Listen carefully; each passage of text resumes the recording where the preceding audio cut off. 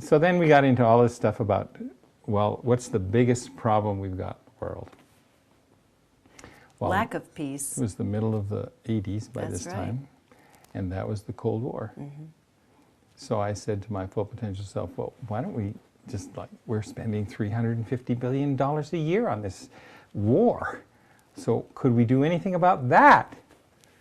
And my full potential chuckled and said, okay, is that what you want? Yes, let's do something about that one. And 2 days later, I got a call from Barbara Marx Hubbard. Barbara Marx Hubbard is a friend of mine. We've done a lot of speaking in the same places and things. And Barbara said, well, I'm part of the Soviet American Dialogues for Peace, and Rama Vernon has arranged for a major commitment from the military of the Soviet Union. And we're talking brass that's pretty high up there. Well, these were the leaders. Yeah. This is the leaders of the Soviet military, to change from a from a war room to a peace room mentality. Now that's a challenge. And she said, we don't have a clue what to do, Bert. And I said, well, I think I can handle it.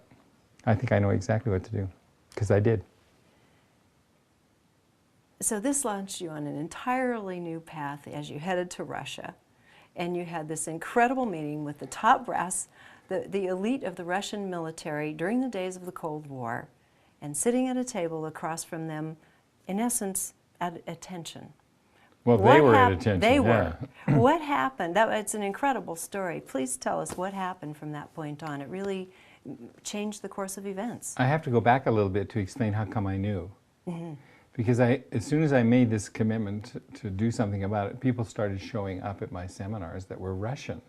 Oh, interesting. Okay. And then the first man who I could identify as Russian jumped up in the middle of what I was saying and came up to the front of the room, threw me against the wall, put his arm against my throat, and then was going to punch me out. And he's screaming at the top of his lungs in Russian.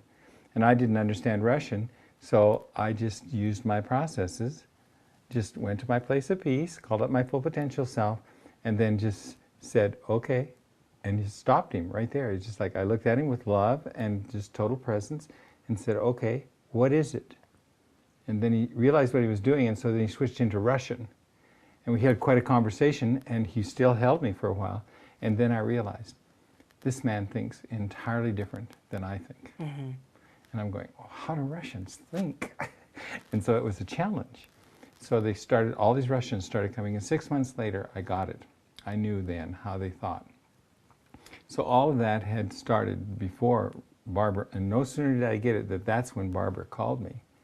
And so then I knew that I probably could help, because I knew what needed to be done with the Russian kind of thinking.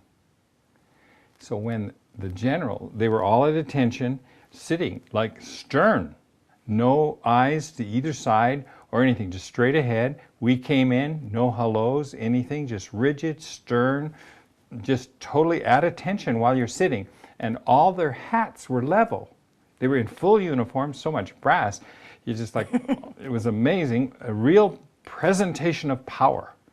Then the man across from me, exactly on time, got up, and there was just 4 of us, Barbara and I, and then a couple of ministers who, you know, like, woo. And so this guy gets up and he looks at us, just like with total disgust, and then he takes both of his fists and he slams them on the table and he screams, "War is inevitable!" He does it in Russian, so the translator's translating, and I'm looking over, and these people next to me, including Barbara, were going, Not the way they expected the meeting to begin. So they're just like, at this point, they're no good, because they're already into what I call an event horizon, and they're in defense and surprise.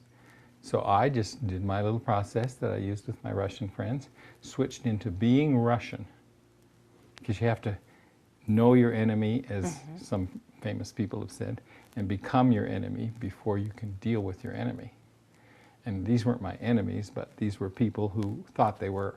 So I stood up, and I just looked at them with just total disdain. Every one of them, there were about 17 of them. I just took my time and looked at every one of them. Then I took both my fists, and I pounded harder than he did, and I repeated it more often, and I screamed louder than him, "War is not inevitable. What is inevitable, sir?" And I pointed right into his face. is that life potential will unfold itself.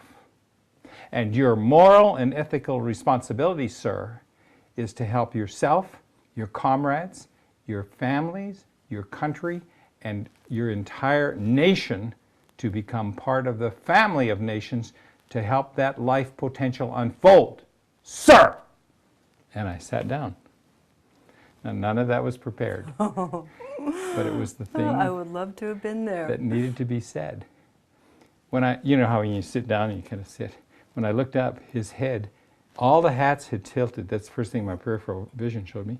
And his head was down on the table about this far away from it, looking up at me inside my eyes to see who was in there. Because nobody had ever addressed them in the way I had. And I looked at him and I smiled and I winked.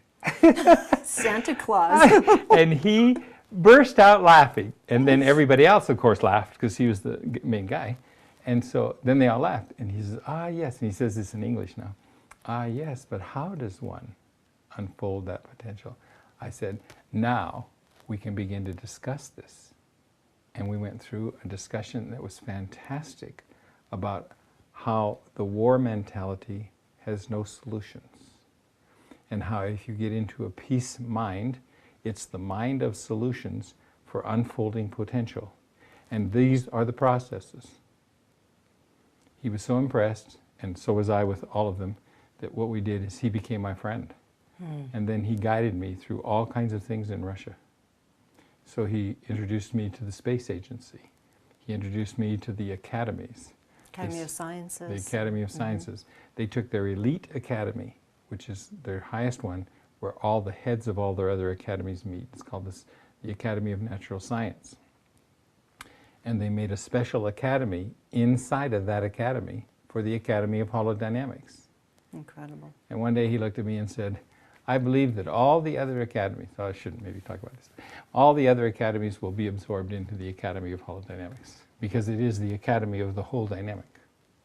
And it's what's needed in Russia more than anything else is the integration of our knowledge.